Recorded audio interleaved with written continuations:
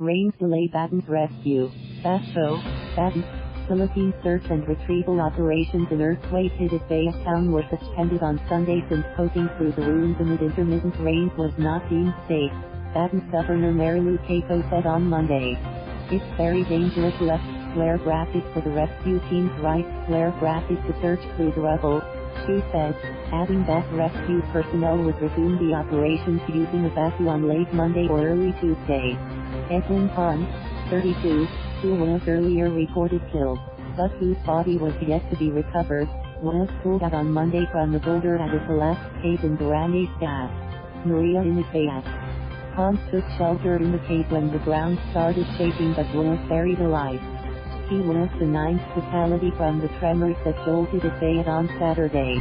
The 8 other fatalities were Tito Asa, 88, Fausta Caan, 73, Teresita Gulaga, 76, Gerward Mina, 31, Haisley Cheff Naquita, 58, Eva Valiente, 19, Fiona Valiente, 10 days old, and Mary Rose Valiente, 13. Their bodies were recovered from the collapsed building. The Philippine Institute of Volcanology and Seismology said the first tremor, which occurred at 4:16 a.m. on Saturday, was measured at 5.4 magnitude. This was followed by a second, stronger jolt at 5.9 magnitude about 3 hours later. A third temblor hit Basco at 9:24 a.m. on Sunday with a 5.8 magnitude, while a weaker tremor at 4.9 was felt at 6:11 p.m. The quake, which were followed by several aftershocks, injured more than 60 people. Cayco said engineers from the Department of Public Works and Highways have been sent to Itbayat to assess the damage to houses and buildings. Stress debriefing. She said quake survivors would need to undergo stress debriefing to regain a sense of normalcy. She said most villagers in Itbayat, the northernmost town, were rendered homeless and could have been traumatized by the quakes.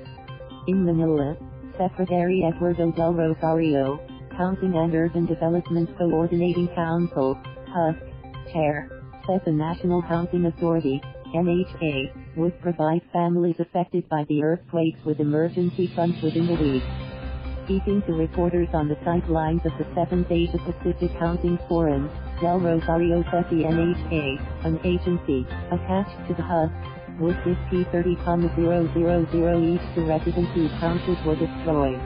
The Department of Social Welfare and Development would give them another P30,000.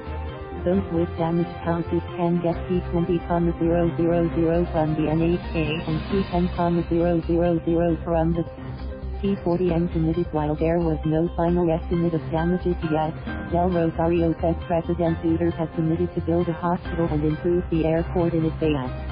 The President committed P40 million for the construction of the hospital in Itbayat, since it is an island in the northernmost tip of the country, and it has to survive on its own.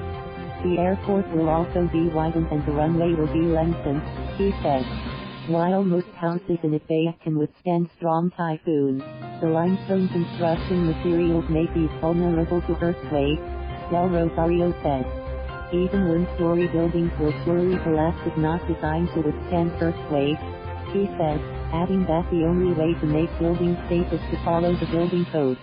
On Sunday, Cayco accompanied Mr. Duterte in inspecting the houses and buildings damaged or destroyed by the quake.